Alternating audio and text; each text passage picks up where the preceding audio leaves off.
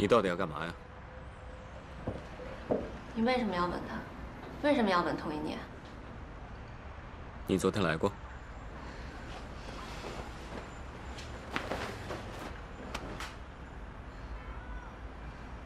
你究竟要怎样才能属于我？你说啊！你要我怎么说才能明白？你别告诉我你已经爱上童一念了，你忘了外公说的话了吗？不要再拿外公来威胁我。陆湘北，你的代驾司机来。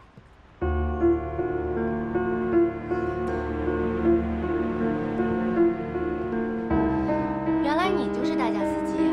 我还以为是谁呢。现在都几点了？你不知道外面会堵车吗？指望你，向美哥天天都会迟到。亲爱的，我待会儿去送你好吗？我车技不好，当不了司机，对不起啊。向北哥，你忘了吗？童之行是你的仇人，你和他的女儿根本就不可能。再说，现在他应该很清楚我们的关系了，你再怎么解释，恐怕他都不会相信了。我谢谢你的提醒，你可以回去了。向北哥，我让你走啊！走吧，走啊！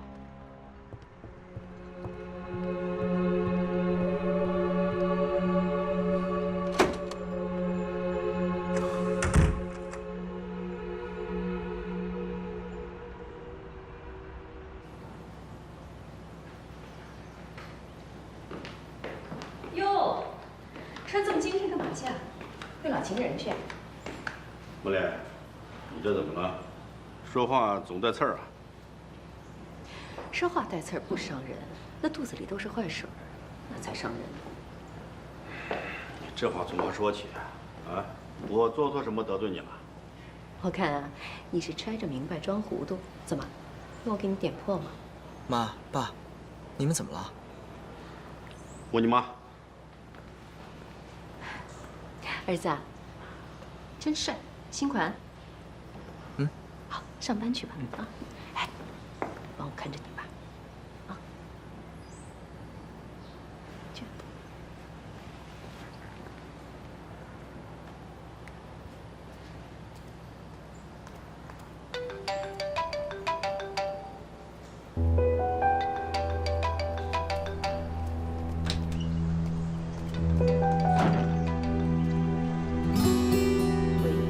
沈夫人，你要我调查的事情我已经调查清楚了。这么说，照片上的孩子和那个女人是真实存在的。对，沈夫人，真的很巧，这照片里的男孩其实前些日子就在你们华彩集团工作。什么？在我们华彩？对，不过现在好像已经辞职了。他叫什么？他叫陆向北，就是你们华彩集团前任的销售总监。陆向北？是他？我来吧。不用了，我自己可以。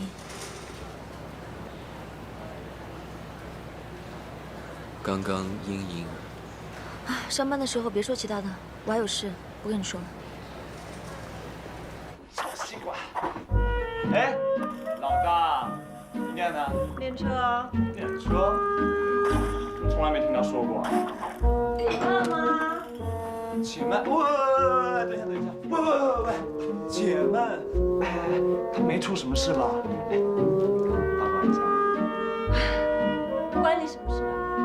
莫名其妙。有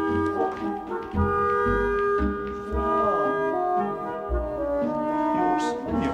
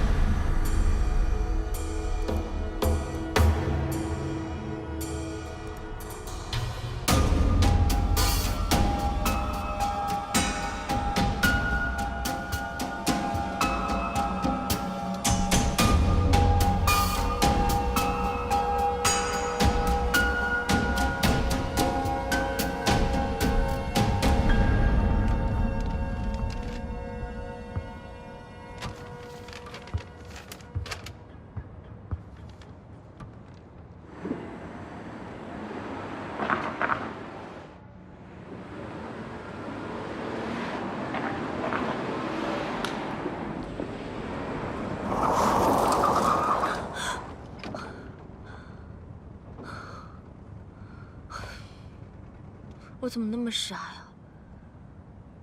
我为什么要会错意？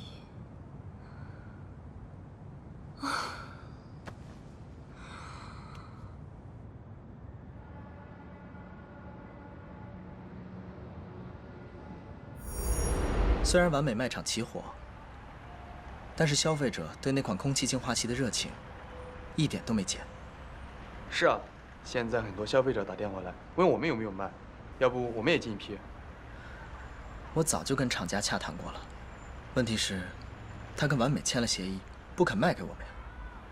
那么我们就趁着这个周末，在我们的旗舰店卖场搞一些促销活动，来吸引消费者。这也是个办法。那你们回去连夜制定一下促销计划，辛苦你们了。好。好。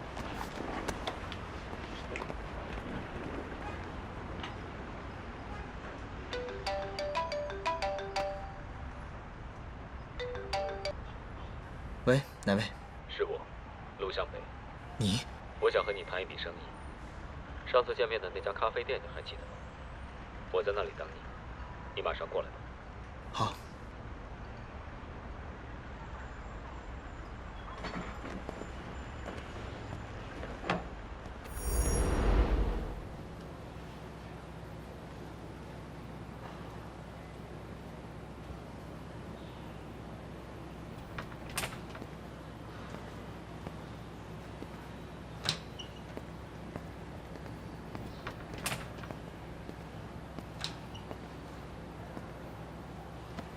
来了。刚才停车的时候，我想起了在这里见到你的情形。那时候还有英英。我记得那天我还特意抢了你的风头嘛。你真的是我哥吗？我今天找你，是来谈生意的。你都已经离开华彩了，爸也被你气得进了医院，你还想怎么样？沈康请我跟你说，沈孟德是你爸。我从来没有承认过他。可是，不用说了。我们来说说那款空气净化器的事情吧。你想做什么？完美的卖场发生了火灾，造成了市面上对这款空气净化器大量的需求。我现在给你们华彩一个机会，以市场价全部卖给你们。你这不是开玩笑吗？第一，虽然我们华彩没有这一款空气净化器，但是如果现在买进的话，那无疑是炒冷饭，效果一定会不好。第二，如果我们按市场价格买进，那我们赚什么？赚的是人气，稳固的是华彩第一的位置。这明摆着是赔本买卖。有时候赔本，赚的是吆喝。何况你们华彩标榜是行业第一，居然连一款小小的空气净化器都没得卖，算什么第一？消费者会质疑你们品牌的位置。你是不是一步步的算计好，逼我们华彩买你们的空气净化器啊？人算不如天算，如果没有那场火灾，我才不会给你们这个机会。是童之行逼你的吧？他要把这批积压的货卖出去，你也很想从店长的位置迅速上位。我真不知道，爸有你这样的儿子，该高兴呢，还是该担心呢？我再说一遍，我不姓沈，我不想跟你们沈家有半毛钱关系。3天时间，好好考虑。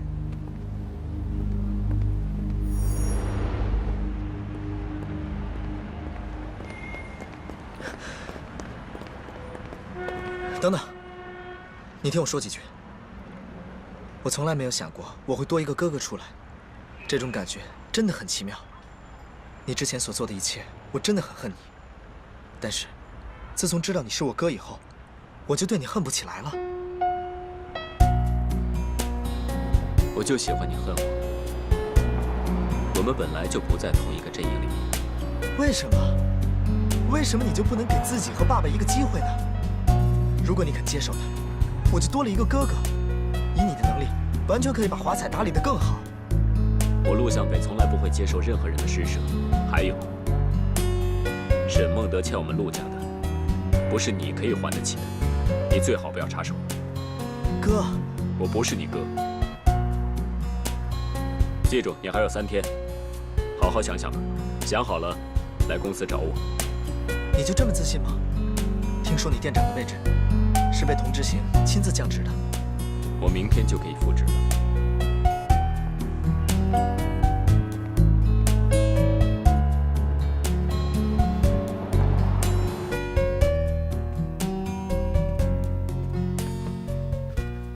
还不睡啊？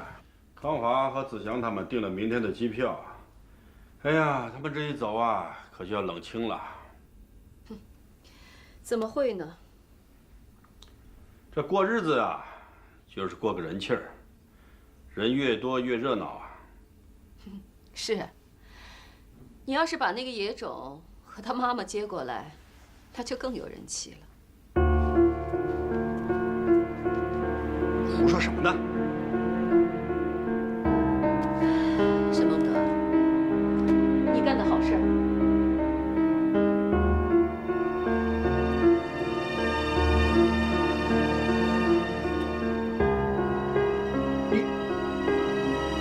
偷翻我的东西，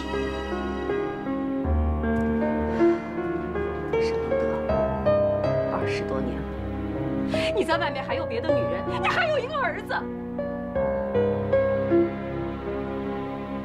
木莲，你听我说，我不听你说。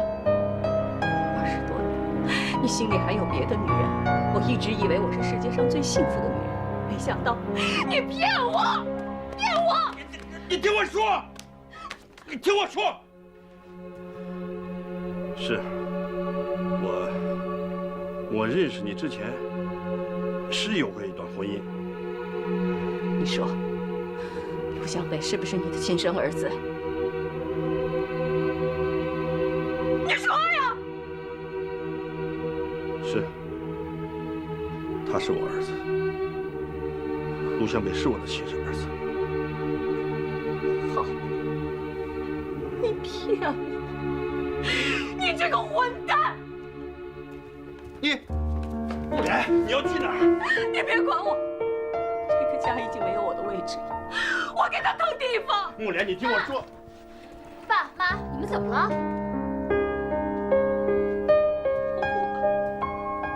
你妈妈命好苦，你爸爸一直瞒了我20多年，我还蒙在鼓里。爸。你能不能告诉我，这是怎么了？康华，爸爸不是有意要欺骗你们，我是……好，你现在告诉孩子们，你做的那些丢人现眼的事儿。你在外面还有儿子，你对得起这个家，你对得起我吗？你说，你到底有多少个野种在外面？好了，他不是野种，他比康华、康琪都大，是他们的哥哥。你还替他说话，这日子没法过了。哎，妈，爸，我怎么还会有个哥哥？他是谁呀？是陆向北。什么？你也知道？康琪。爸，对不起。妈，事到如今，你就接受吧。姐，陆向北的确是我们的哥哥。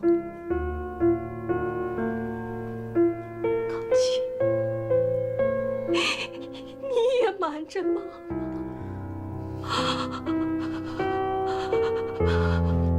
妈，妈，回叫救护车！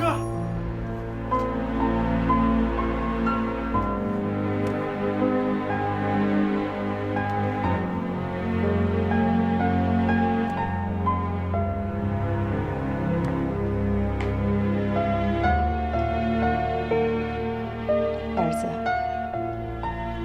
妈今天特别想跟你说说话，可是妈不知道，妈说的这些你什么时候才能听得见？这些天，妈总是做梦，梦见我从孤儿院领你回来的那天，你困了，妈就背着你，走了很久很久，快要到家的时候啊，你醒了，一下子就跑到自己的家门口，特别奇怪，你怎么就知道这个门是咱们自己的家呢？后来我明白了，儿子啊，你上辈子就已经是妈妈的儿子了，你知道吗？所以今生，无论咱们怎么兜兜转转，你一定会找到自己的家。你就是妈的儿子，妈，真的是舍不得。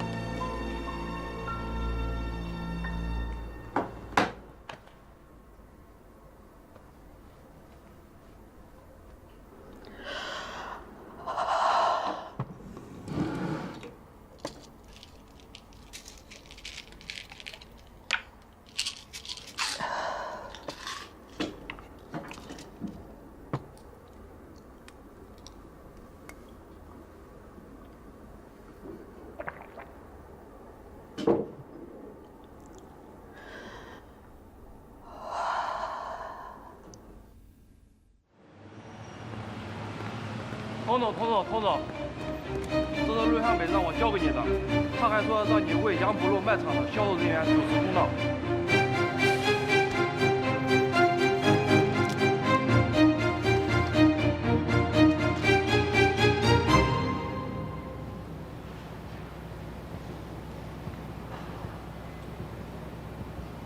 念，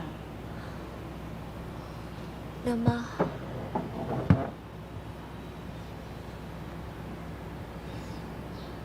亮妈，你昨天不是跟我说，让杰西来接替你的工作，你怎么亲自来了？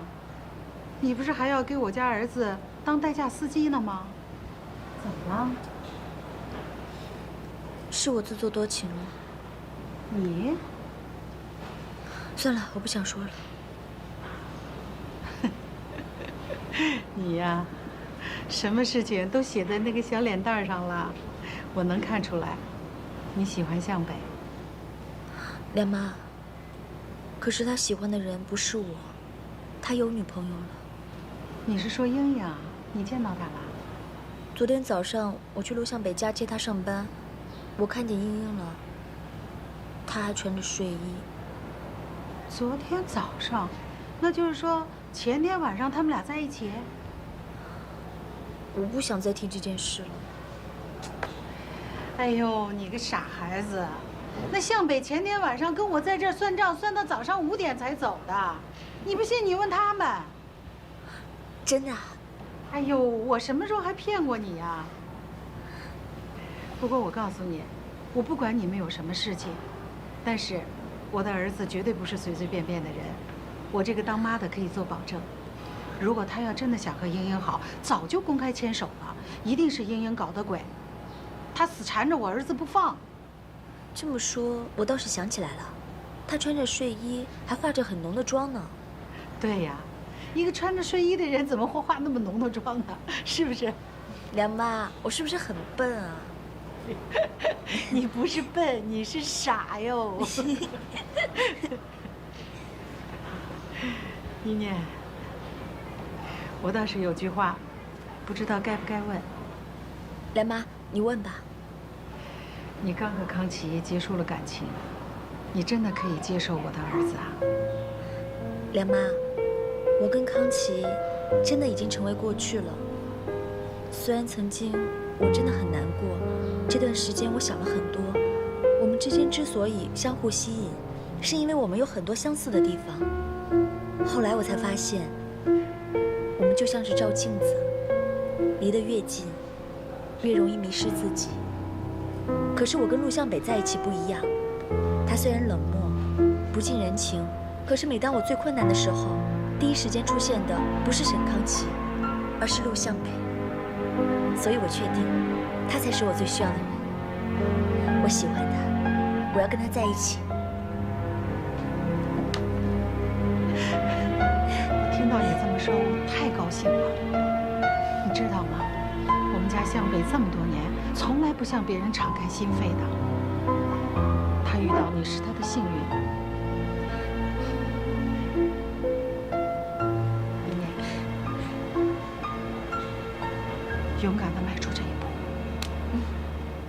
谢谢梁妈支持我。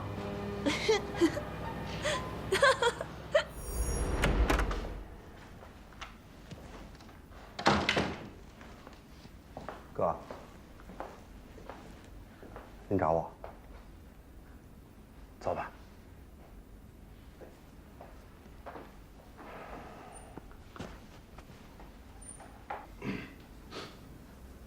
你跟我出来多少年了？有27年了吧？27年前，我们哥俩从老家出来。记得那年是正月初10，娘亲手为我们包了饺子，是羊肉馅的。那是我这辈子吃的最好吃的饺子。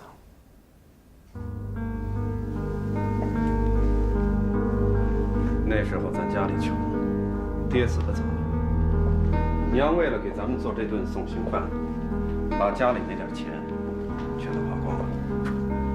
娘叮嘱我说：“你是哥，是老大，不管到哪儿都要照顾好弟弟。”那年我23岁，你才16。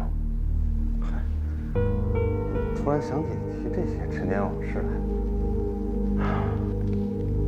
这一晃这么多年都过去了，娘也去世了。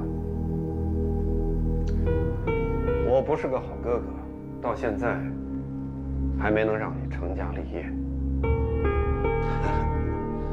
这没什么，一个人挺好，自由。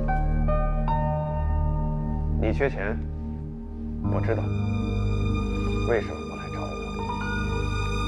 却把手伸向公司挪用公款。朋友公司互相拆借很正常，把柄都在人手里。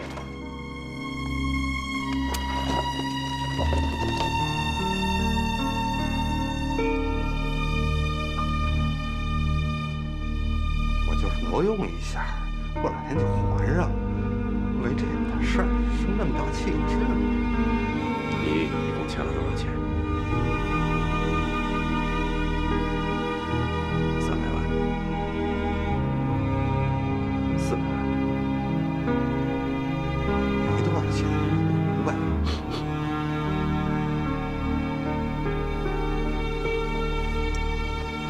姚忠，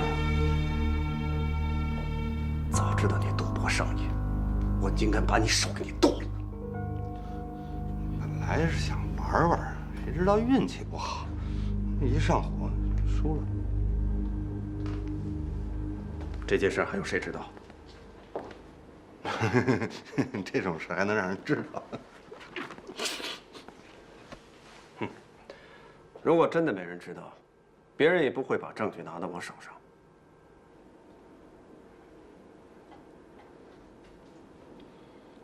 陆向北，人家现在代表销售部要讨个说法，你让我怎么办？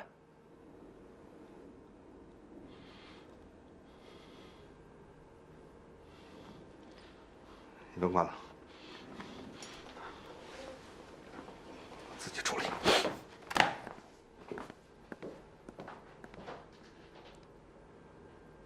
不争气的玩意儿。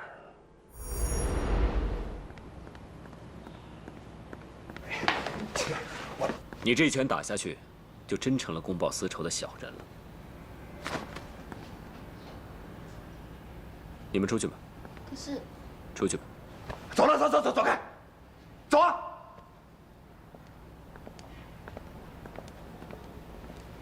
陆向北，你知道吗？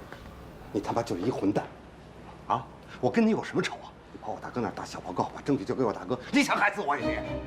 你对我客气一点，我会帮你还清那500万。怎么样？上次我走了之后，有没有尝过那杯加了糖的黑咖啡啊？味道是不是不一样？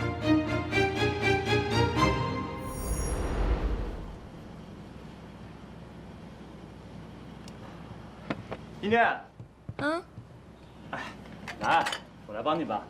没关系，我自己可以。我来吧。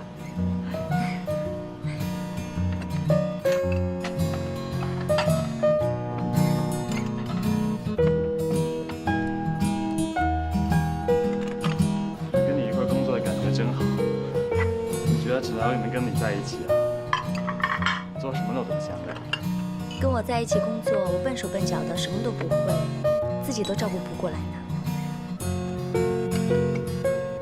哎，来来，这个我做就好了。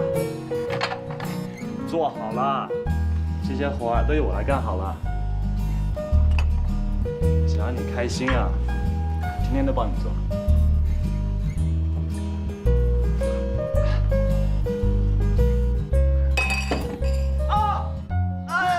你没事吧？啊！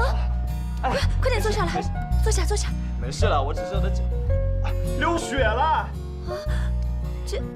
要不然咱们去医院吧，这样会感染的。没事了，我自己处理一下就好了。走，我送你去医院。真没事了。快点，走。各位董事，今天让大家来开会，主要是想跟大家商量一下，卖场失火后积压的那批货物怎么处理。陆向北好大喜功，将这批货一人独揽，不让其他店分销。好了，现在出了事了，要我们帮他擦屁股。董事长，您既然发了话了，我们没理由不照做。我们发个命令下去就行。可是下面的人呢？他们心里怎么想？哦，风光的时候轮不到他们，出了事倒要他们擦屁股。不错，我们出个通告容易，可是我们下面这些人会产生抗拒情绪，绝对不会为这批货卖力。我怕效果适得其反。陆向北，你是怎么想的？各位，我知道你们都很不愿意负这个责任，不过没关系，我已经找到了买家，愿用成本价购买整批货。董董，与其交给其他的卖场，冒着卖不出去的风险，还不如让我以成本价卖给别人，这样公司至少不会亏损。没有亏损，说得好听。卖场失火难道不是亏损吗？卖场失火是我的错吗？我们辛辛苦苦谈了一笔生意回来，好不容易赢了一次华彩旗舰店，结果因为一场大火，什么都没有了。这应该怪谁？卖场为什么会失火？应该追究谁？各位，这次卖场失火，我这个负责安保的公司副总有着不可推卸的责任。对此，我向各位董事以及在座的各位真挚的道歉。陆向北，你确定那批货你能销得出去吗？我有把握。那好，这件事儿我还是交给你去办。董事长，虽然卖场失了火，但是在短短的时间内，陆向北把所有的空气净化器销售一空，足以证明了他的实力。既然陆向北需要谈生意，一个小小的店长怎么谈？我建议恢复陆向北副总的职务，这样会好办一些。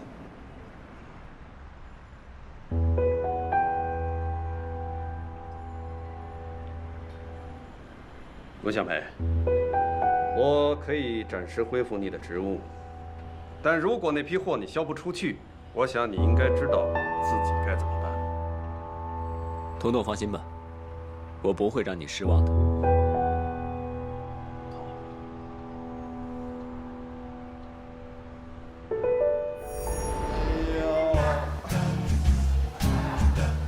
怎么搞的？把脚伤了。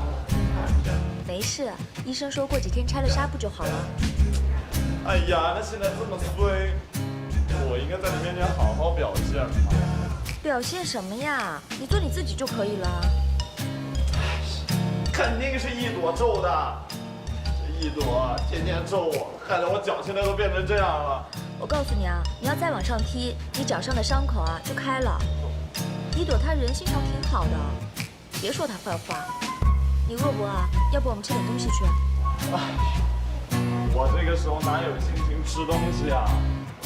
我知道你现在刚开始工作，脚又受伤了，生活压力一定很大的吧？哎，要不然这样吧，我手里有点钱，但没有多少，你先拿着，别嫌弃啊。哎，你干嘛？你给我钱干嘛？我什么时候要过女人的钱了？又不是不让你还了，你先拿着嘛。你现在没钱，出去你会心慌的。哇，你怎么那么好呢？谁让我们是好姐妹呢？哎呦天！好吧，那这钱就当先存我这儿，当入股了。入股？其实我这次回来想跟几个朋友开一个店面，到时候你就当股东，等我赚了钱以后，我分你10%。真的？那就是说，你赚100块钱，我就能分到10块；你赚1000块钱，我就能分到100块。那你要是赚10万块钱的话，哦，我们就发财了。你怎么那么傻呀？10万你就这么开心了？那要是1个亿呢？1个亿啊，那一朵会比我更开心。牛伯啊，我们吃饭去吧。吃点吧，走。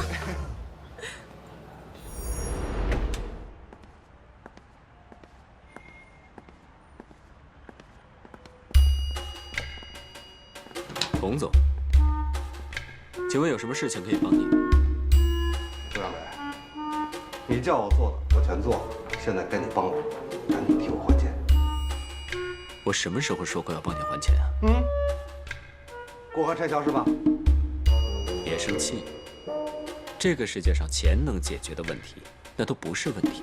那好啊，赶紧还500万。其实你不需要我帮你，只要你把你手上完美集团5%的股份转让出去，那笔钱不就能解决了吗？周小伟，你小子野心不小啊！闹了半天，你在惦记我手里的股权。我知道，要童总你转让你的股份，的确挺难为你。这样吧，我再给你一个选择，把20年前你跟你大哥所做的好事的所有真相告诉我，500万，马上打到你的账户上。哼，原来你小子是人残志不残的啊，一直在运哦。你到底要干什么？5%的股份，20年前的真相，2选1，好好考虑一下。我考虑考虑。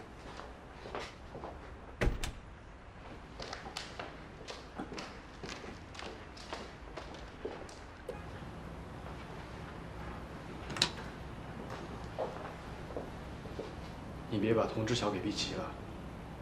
我就是要把他逼急，这样他才有机会出卖他哥哥。向北，你答应童知行要把那批货以成本价卖出去，这根本就是不可能的事情。你找好买家了吗？过2天你就知道了。可万一……没有万一。事情到了这个地步，我已经没有退路了。现在我身边只有你，可以支持我了。好，那我先出去了。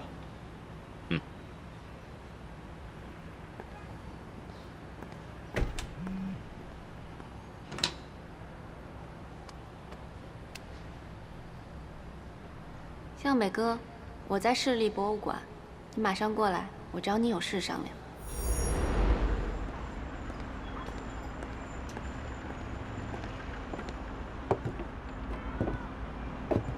喂，茵茵啊。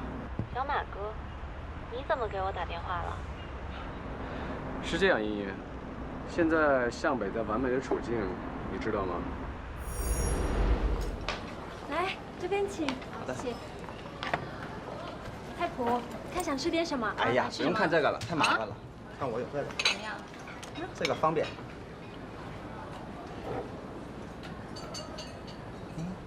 哎，这是什么呀？这个叫番茄快点，选好餐厅，然后再选好人数，像这样再摇一下，它就会自动为你点出菜的，省得自己点菜的时候纠结了。好神奇啊！回头我也下一个。哎呀，吃得好饱啊！我不就是请你吃顿饭吗？用不着这么拍马屁。哎，师姐，真现在有空吗？走吧，我们约会吧。约会？你开什么玩笑啊？腿要是没事的话，你就赶紧回店里吧。不是已经跟梁妈请过假了吗？没事的。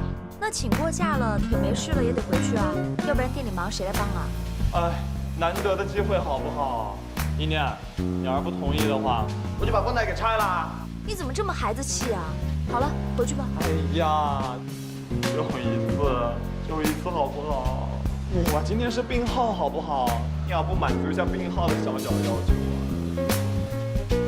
啊？好吧，那你想去哪儿啊？走吧，跟我来。我的父亲是玉树重建工地上的一名领工员。上次见到父亲还是在今年6月份我结婚的时候，这次终于有机会可以去玉树看他。从兰州出发，一朵，你不好好的看食谱，你在那看什么电视啊你？都在海拔4000米以上，短短10个小时，我们就从海拔哟，怎么了？怎么了，小一朵？怎么哭了？别哭，一朵。哎呀，师傅就说你这么一句啊，别在意，师傅不好啊，师傅错怪你了。师傅，我刚刚看电视，节目是寻亲节目，我想我爸爸了。哦，哎呦，我们的小一朵想爸爸了是吧？哦，别哭了。哎呀，我就说你这么一句，师傅不好啊，师傅错怪你了。你真是个孝顺的孩子。师傅，我跟你保证，从今往后我一定会好好学习，算是为了你，也为了我爸爸。好，一朵，我真的是想把所有的手艺都教给你。虽说梁妈的手艺不是顶尖的，可是你要学会了这个手艺，将来你能靠自己生活呀。我知道有点难为你，给你的时间不多，可是梁妈，时间真的是不多了。哎呦，师傅，你在瞎说什么呢？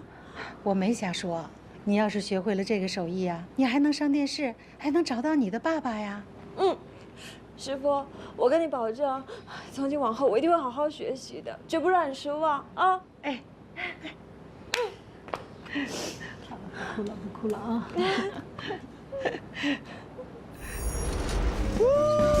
哎呀，别玩了！我都说了要推着你走了。哎，你这人可真是的，想尽办法出来玩，这样都行啊？哎呀，这下我想去哪儿就去哪儿了。我们现在想去哪儿约会都行了。那你想去哪儿啊？一定要去一个特别的地方。什么地方特别啊？哎，我们去看画展吧。看画展？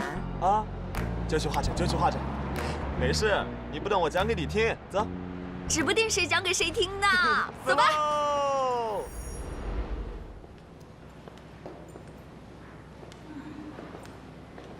这好莱坞的制作人就是麻烦，不就是一部电影，非要让你做功课，还让你来这里看展览，真是浪费时间。这部电影讲述的是一个画家的传奇，可以通过这次展览更多的了解相关的知识。我要么就不接电影，如果要接的话，就要把功课做足，做出最好的成绩。我真服你了，这画看的没意思，我去那边打个电话。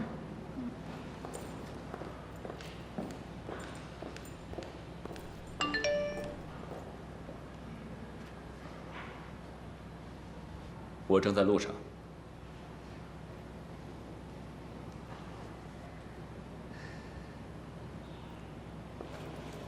嘿，一念，你知不知道，这位画家啊是专门创作母子元素的创始人呢。你也喜欢这个画家啊？当然了，古典和时尚结合得很不错吧？很棒啊。莹莹，怎么到哪儿都能碰到你？哎，一念女朋友啊？算是吧。那我们到那边看看吧。哎，等会儿，我有话要跟你说。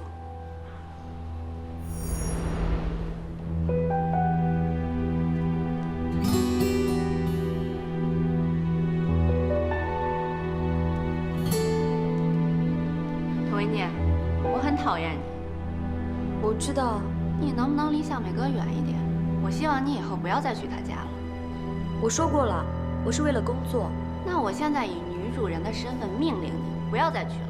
你还不是那个家的女主人，你没有权利命令我。你知道我和陆向北认识多久了吗？我们两个可是青梅竹马的。我从看见他第一眼开始就爱上他了。我们两个的婚事是经过长辈认可的。我们也是从小就认识的，我对向北的感情也是得到家长的认可的。等一下，你们都生一个男的。哎，一念，他是谁啊？好了，杰西，你住嘴吧。今天有些话我必须要跟他说清楚。没错，今天把话说清楚，就可以避免日后的麻烦。涂一念，我才是陆向北的正牌女友。如果他承认你是他女朋友，他早就娶你了。涂一念，你怎么那么厚脸皮呀？你刚和沈康琪分手，就来和我争男人。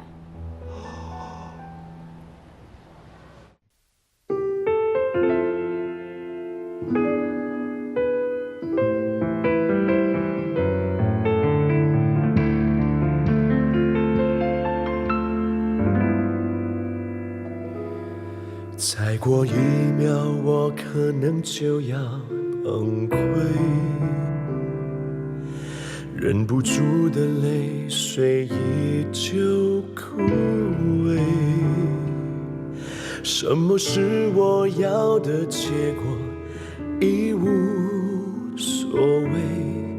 现在只想放下一切，安静的睡。梦中的梦曾经无数次去追，可最终的选择一路向北。最后什么样的结局已无所谓，现在只想丢掉狼狈，不再后退。为爱回归这种心情那么纯粹，脱掉虚伪，找到真实才最珍贵。为爱回归，把最初的自己找回。你的安慰是最后最美的完美。